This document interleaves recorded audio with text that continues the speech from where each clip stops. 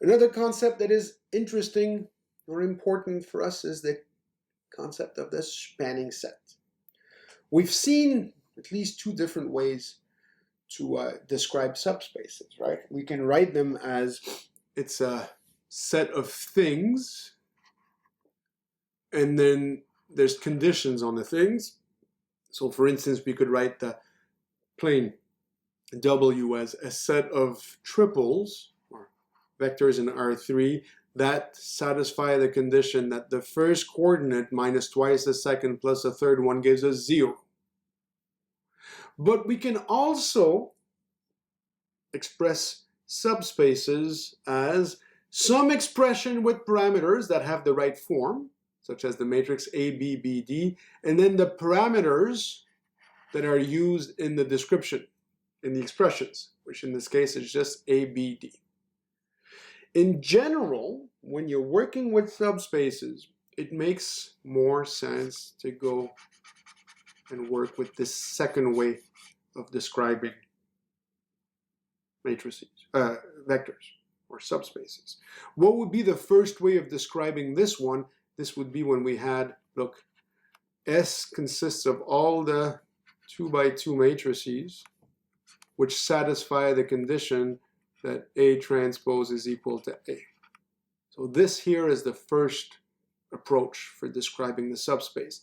It's not very useful to us. They're exactly the same, because we worked out how to go from here to this, but this second approach, the one where we have an expression with parameters on the left, and then the actual parameters that we're using, the things that are allowed to change when we populate the set, that's the best way to describe it. How do we convert sets of the first form to the second form? Usually it's a job of rewriting things. And in fact, most of the problems involving subspaces will require you to do some of that rewriting. Sometimes I'll do it explicitly, like right here, but very often I'll tell you what the rewriting is, and you'll have to double check or verify that this is indeed the right rewriting. So how can I rewrite this plane?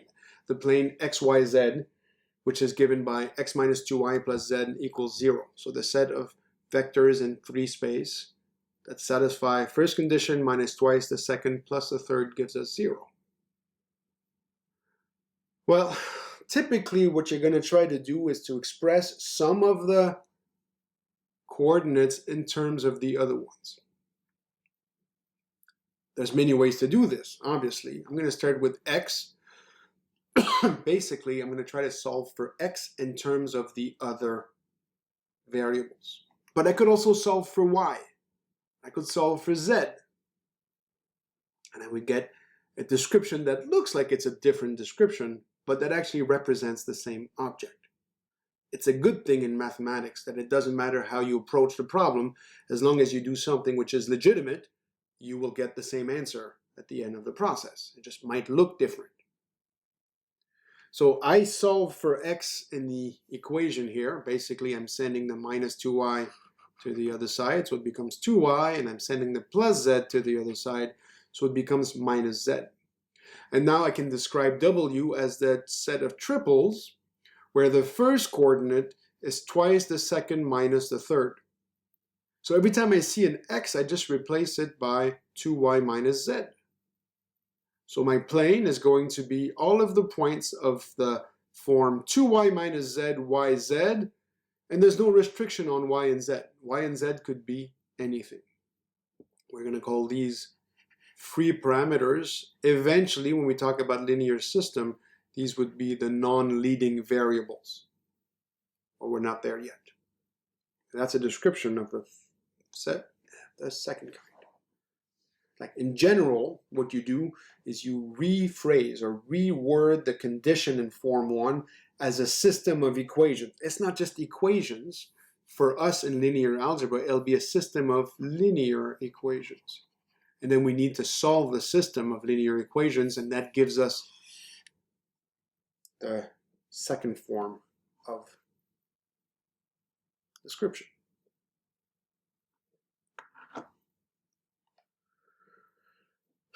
let's take the same W as we had before using the same description I had.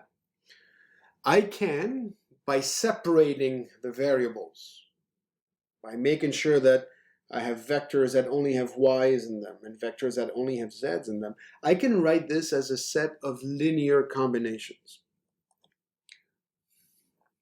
So in this case, 2y minus z, yz. Let me put all the y's together. That would be 2y, y0. Right? There's no y in the third component. And then I put all the z's together. There's a minus z in the first component, none in the second, and 1 in the third. So I can write them like this. And then I can just take the y out of the vector. So I have y times 2, 1, 0, and z times minus 1, 0, 1. If you're working with linear systems, this is important. If this is a nonlinear system, you won't be able to do this. But if you're working with linear systems, which is to say, if the condition for membership in your set can be written as a linear system, and if you solve the linear system correctly, you will always be able to do this. You will always be able to separate the description here in terms of a linear combination of fundamental vectors.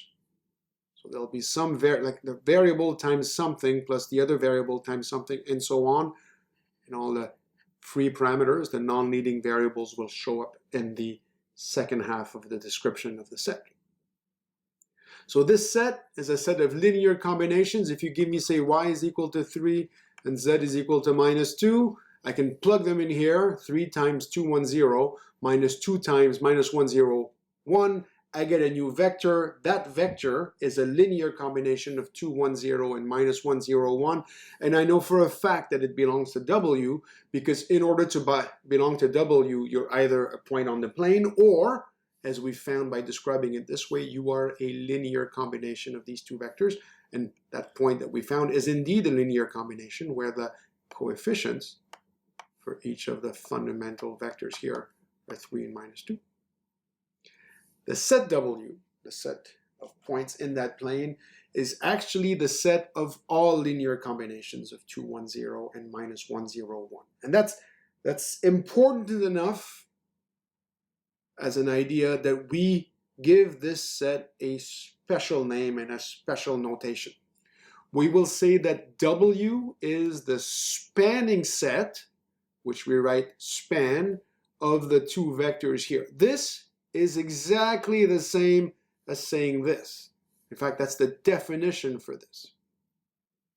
W is the span, sorry, I said W is the spanning set. I misspoke here. W is the actual span of these two vectors, and the set that contains these two vectors is a spanning set for W. It's a set that you can use to build all in linear combinations that are in W.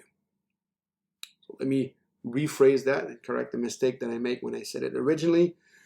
W is the span of the vectors. It's the set of all the linear combinations of the vectors. And if I just look at these two vectors, there's only two here, two vectors. That's the spanning set for W. In here, there are a lot more than two vectors, because when you write span in front of it, you're saying I'm looking at all of the linear combinations. But if I don't have span in front of it, I'm just looking at two vectors that can be used in linear combinations to actually generate everything in my vector space W. That's an important distinction. We will see later that if you start with a set that you can write and you can write the membership condition as a linear system, and you solve the linear system properly, you can always write it as a span, and the vectors you get inside the span, not the span itself, just the vectors inside the span, these vectors form what we call a basis. We're not yet there, but that's going to be something we can talk about. We will talk about shortly. So we can rewrite that subspace of symmetric matrices, right? The matrices where the elements on the counter diagonal had to be the same. We can rewrite that as a span. Like, how would we do this? Well, it is already in form number 2. We have on the left the objects and the parameters, so expressions containing the parameters, and on the right we have the parameters themselves. So it means that we should be able to separate each of the variables, each of the parameters that show up in here. So there's an A in the first position here. There's a B in the 2 positions of the counter diagonal, and there's a D in the last position. So every matrix in S looks like some combination of these 3 fundamental matrices: 1 0 0 0, 0 1 1 0, 0 0 0 1. Set of all linear combinations. There's infinitely many of them, and they're parametrized by A, B, and D. You give me a different A, B, and D, and I'm going to get or pull out a different matrix from S.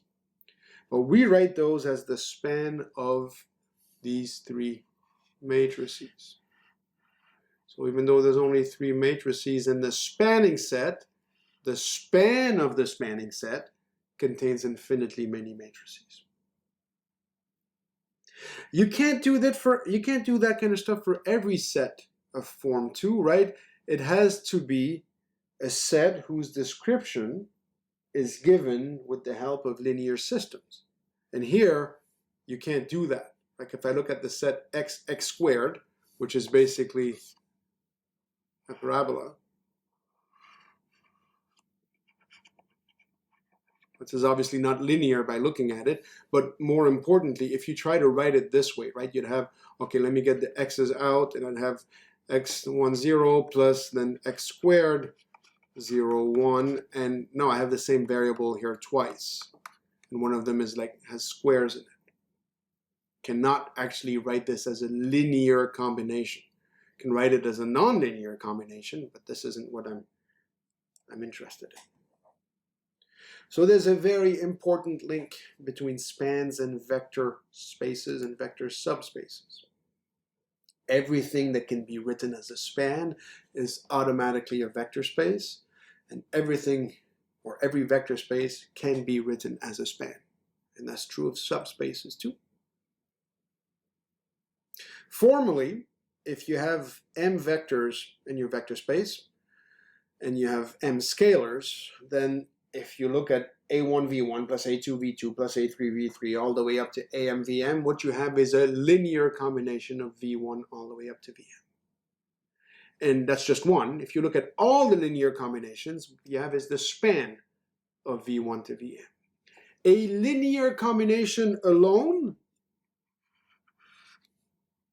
that's one vector that belongs in V. Even though there's a bunch of terms showing up in here, you're telling me that you're adding a bunch of vectors together to get a new vector. That vector is in V. The span of these vectors is actually the set of all linear combinations, and here there's infinitely many based on the types of parameters you can have in here. V1 to Vm inside the set, inside the curly brackets, that's a set that contains m vectors. That's a spanning set for the span of these vectors. And we would say that v1 to vm spans the span. I want to remind you, this is going to be important. When we talk about the span, we're looking at the set of all linear combinations. There's infinitely many vectors in there.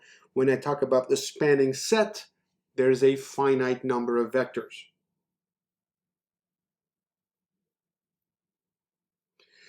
If you say that a vector space W is spanned by m vectors, what you're saying is that W is actually written as the span of these things. W is the linear combinations, the set of all linear combinations of these m vectors. And then you would say that the spanning set here, V1 to Vm, spans W.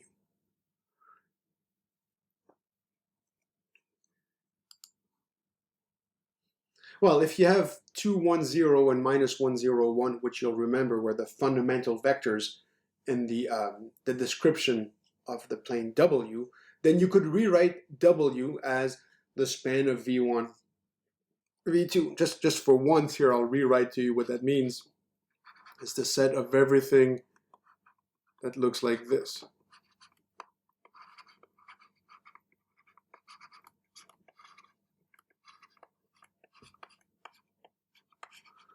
In our original description, we'd call those y and z. Doesn't matter what you call the scalar, as long as they're free to be anything. If you decide to write the matrices 1, 0, 0, 0, 0, 1, 1, 0, 0, 0, 0, 1 as M1, M2, and M3, then you could say that the set of symmetric matrices S is the span of M1, M2, and M3, or that M1, M2, M3 is a spanning set for S. A line in Rn through the origin can be written as a span. It's the span of V, the subspace spanned by the direction vector V. A line in Rn not through the origin could not be written as a span.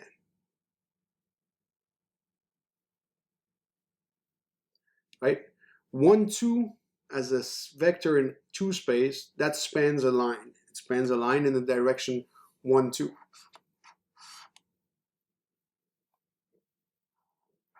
So this is the vector here of 1, 2. The span of 1, 2 cannot be the entirety of R squared, right? Because if we span R2, we're looking at all the points that can be obtained this way, all the linear combination of that vector. There's tons of vectors, such as say 1, 3, perhaps would be here, which is not on the line, because you cannot obtain 1, 3 as a linear combination of 1, 2, right? If you say that L is equal to, say, the span of 1, 2, what it means is that in order to be in L, you'd need to be able to write 1, 3 as a linear combination of the vectors here in the spanning set. Well, there's only one vector in the spanning set, so the only linear combinations you can create would be some parameter a times 1, 2, and it's impossible to write 1, 3 that way, right? If we have a times 1, which is equal to 1, that means that a has to be equal to 1, but 1 times 2 is not equal to 3. Okay, so now we get to a big theorem on spans. Assume that you have m vectors, v1 all the way up to vn, in a subspace or space V. A subspace is also a vector space, so that would work, but it's some vector space. You look at the span of these m vectors and call that U. Then by definition, U has to be a subspace of V, and more than that, it has to actually be the smallest subspace of V that contains V1 to Vm. Any other subspace that contains V1 to Vm has to at least be greater than or equal to U. Now, I say by definition, like we're going to have to prove it here, but it's a pretty straightforward definition. We'll use a subspace test to prove the first bit, at least. To prove that it's the smallest one will be left as an exercise. It's not that complicated to do it, but I think it'd be a good thing to try to do on your own as well. You'll use the closure properties of the subspaces to do so. When mathematicians say this is left as an exercise, typically what they mean is it's not too complicated to do it, but it's going to take a bit too long, and I don't really feel like writing it all down for you, the students. Okay, so the subspace test. How do we show that U is indeed a subspace of V? We need to verify that the zero vector is in U. But I can write the zero vector as a linear combination of V1 to Vm, right? It's the linear combination where each of the coefficients is 0. So for sure, the zero vector is a linear combination of V1 to Vm, hence it's in the span of V1 to Vm. And I should remind you here, perhaps explicitly, this thing is the set of all linear combinations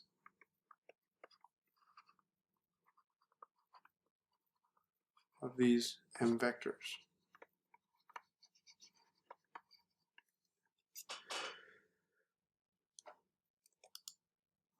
Then secondly, if u and w are both vectors in U, so this is saying here u, w are vectors in U, they're in the span of the vectors v1 to vm, so you can write them as a linear combination of v1 to vm in both cases. Let me call the coefficients a for the u vector and b for the w vector. Then I can add them together, and I add these things term by term, right? I mean, I have a1 v1 plus b1 v1. Let's put them together. So you end up with a vector which is still a linear combination of v1, v2 all the way up to vm, with the understanding now that the coefficients have changed. Coefficients are a1 plus b1, but that's a coefficient. That's a real number. So the sum u plus v plus w, I should say here, that sum is actually in a space or the set big U. So big U is closed under addition. Finally, you do the same thing for a multiplication by a scalar. You pick a U in U. You can write it as above. It's going to be a linear combination of the vectors v1 to vm. Pick some scalar, multiply U by that scalar, you get the linear combination of v1 to vm, where the coefficients are going to be r times whatever the coefficients were in the original U. That's still a linear combination of v1 to vm, so r times u is in U. That means that U is closed under scalar multiplication, and so indeed U is a subspace of V. So the span of any number of vectors is a subspace of whatever space the original vectors came from.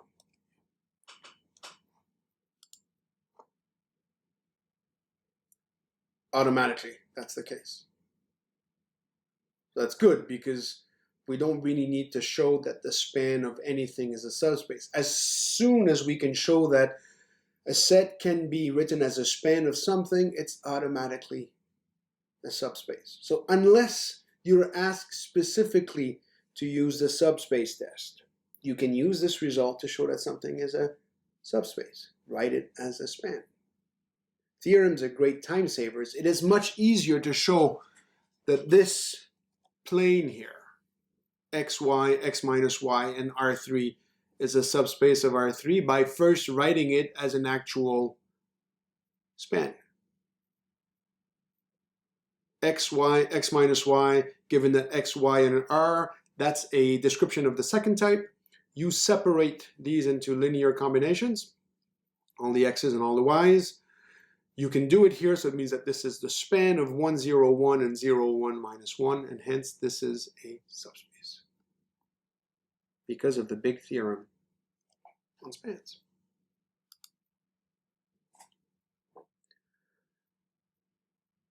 You can apply this theorem on spans to identify more subspaces. Let's look at a little example here in the space of functions. So we have the space V, which is a set of all functions. It's a vector space. We can add functions together. We know that the cosine function and the sine functions are examples of vectors in the vector space V. W is a new set that we build. It's the span of the two functions f and g. So it's the set of linear combinations of these two functions. So it's a function, or it contains all the functions that look like a times f plus b times g. So a times cosine plus b times sine. It's automatically a subspace because of the theorem on spans. Then we can ask questions such as, is the function sine of x plus 1 in W? Is the constant function 1 in W? Well, in order for a function to be in W, you have to find two coefficients a and b for which the function k will be the linear combination of f and g with the coefficients a and b. Right? I remind you, W is a span. A span is a set of all of these linear combinations. What you want to know is if one of these linear combinations can actually be sine of x plus 1. Well, this is easier to do if you remember the trig identities for the sums of angles. The sine of x plus 1 would be the sine of x times the cosine of 1 plus the sine of 1 times the cosine of x. Cosine of 1, sine of 1, these are real numbers. I don't know what the value is. Talking about radians here, I have no idea what these values would be, but I know that they're real numbers.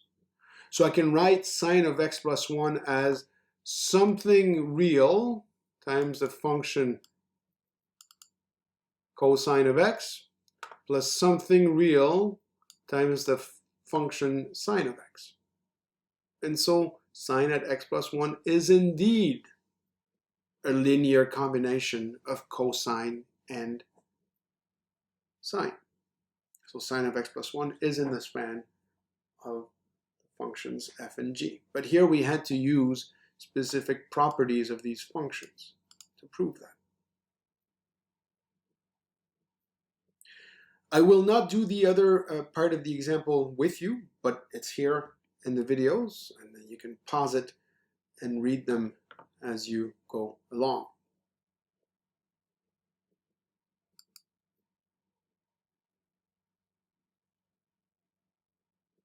What you'll get from this is that the constant function 1 is not in the span of f and g. This example, even though I didn't do it with you out loud, you've read it here, it's an example of what we call reductio ad absurdum. It's a proof by contradiction. And the way this works in general, and this is something, a tool we use very often, you make an assumption, you show that the assumption that you made leads to a contradiction, and assuming that you did legit things you were allowed to do, then what that must mean is that the assumption you made was false. So if you're trying to show something and you don't know how to prove it directly, you could assume that the thing you're trying to show is different, or the opposite of what you want it to be. Work with that, get a contradiction, so it means that your assumption that it was the opposite is wrong, meaning that what you wanted to show must actually be true. It's a bit of an iffy approach to proofs. For this course, completely acceptable. For most undergraduate courses, completely acceptable. But you probably should be aware, especially if you're going to study mathematics at a higher level, a more advanced level, that this approach is not accepted by some mathematicians. So there are different types of mathematics. Mathematics that accept reductio ad absurdum as a legal move, and others that do not.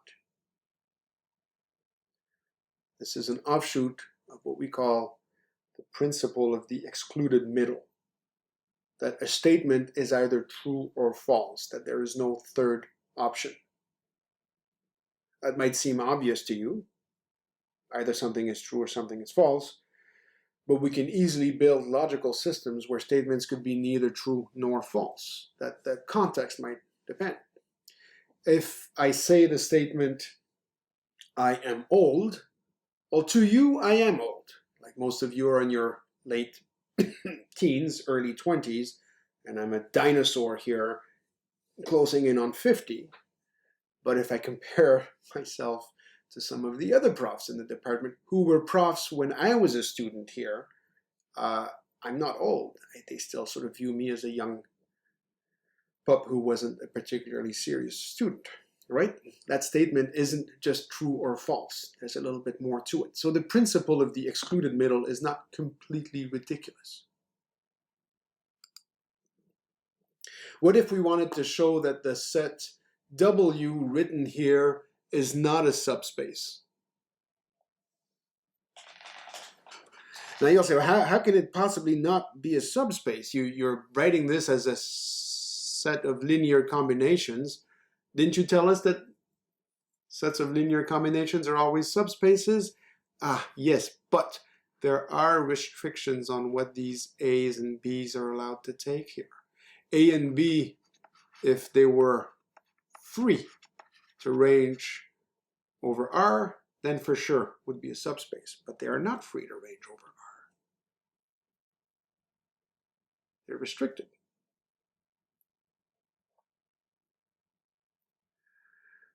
So right off the bat, that's probably given us a hint that this is not a subspace. How could we show it's not a subspace? Well, we can try to find a vector which is in the subspace, but when you scale it, you are not in the space anymore. I said a vector in a subspace. We don't yet know if it's a subspace or not. Let me rephrase that. We could try to find a vector that's in W, but when you scale it, you might not be in W anymore. So if I take the vector 1, 0, 1, that is in W, right? Because I've picked A is equal to 1 and B is equal to 0 to get 1, 0, 1. And that's an allowed choice because both my A and B, 1 and 0, are greater than or equal to 0. Now, if W was a subspace, I should be able to take this vector 1, 0, 1 and multiply it by any R, any scalar R, and I would still be in W. If I multiply 1, 0, 1 by minus 1, I get the point minus 1, 0, minus 1. And that cannot be in W. Because if it was in W, I should be able to write minus 1, 0, 1 as a linear combination. A times 1, 0, 1 and B times 2, 1, 1 added together. But, and this is important, for an A and B which would be greater than or equal to 0. That is the membership condition for that specific set W. If I just look at the second components, I have 0 here, which should be equal to A times 0 plus B times 1. So 0 is equal to A times 0 plus B times 1, and that means that 0 is equal to B. If 0 is equal to B, then minus 1, 0, 1 is going to be equal to A times 1, 0, 1 plus 0 times whatever. And so that's going to be equal to A times 1, 0, 1.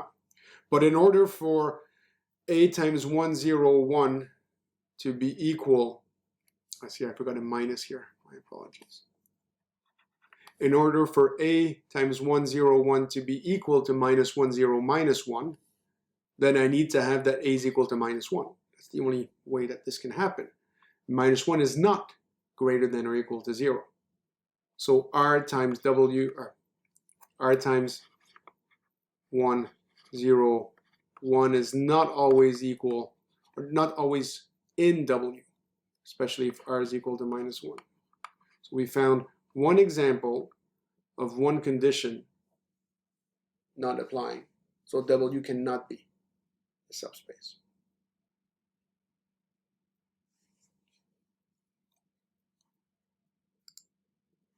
Here's another example. Let's say you have a square matrix. Square matrix means as many rows as columns. We'd call this an n by n matrix. The trace of the matrix is going to be the sum of all the elements on the main diagonal, and we're going to denote that by TR of A, the trace of A. So here's a set, the set of all 2 by 2 matrices where the trace is equal to 0. Is that a subspace of the space of 2 by 2 matrices? Well, if we can write that as a span, it is going to be automatically a subspace. What does the set SL2 look like? It's the set of all matrices A, B, C, D, where A, B, C, D are real numbers, that have the added condition that the sum of the elements on the diagonal should be equal to 0. A plus D is equal to 0. That means if you solve the system A plus D is equal to 0, you solve for D, for instance. You could also solve for A, but I solved for D. You're looking at all of the matrices, 2 by 2, where A, B, C, D is real, and D is equal to minus A. I just took the A that was here and I sent it to the other side. Then my matrices would look like A, B, C, D, but instead of D, it's minus A. And now I have only 3 free parameters. Here I've solved the linear system A plus D is equal to 0. It's a very simple system to solve, but managed to solve it. Once I've done this, I extract each of the variables. So A shows up once in the first entry, 0 in the second and third entry, and minus once in the fourth entry. B shows up only in the top right entry. C shows up only in the bottom left entry. ABC. These are my parameters, free parameters. Linear combinations of these three matrices. So the set SL2 of matrices whose trace is equal to 0 is actually a span. It's the span of these three fundamental matrices. We will see later that this means that the set is three-dimensional.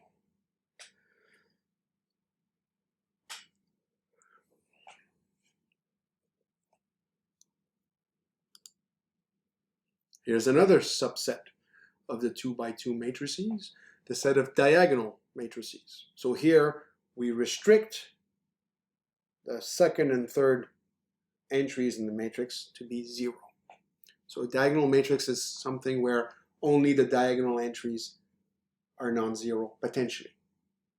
Is it a subspace? You could use a subspace test, but you could also just write this as a span, right? The two matrices, this is already written in form 2, that 2x2 matrices that are diagonal, you can write it as A times 1, 0, 0, 0 plus D times 0, 0, 0, 1, and that's just a span of 1, 0, 0, 0 and 0, 0, 0, 1. So by the big theorem on spans, this is automatically a subspace. I don't have to verify that 0 is in there. I don't have to verify that the sum of two diagonal matrices is a diagonal matrix. I don't have to verify that the scalar multiple of a diagonal matrix is a diagonal matrix. That is automatically going to be the case because I have actually managed to write my set D2 as a span.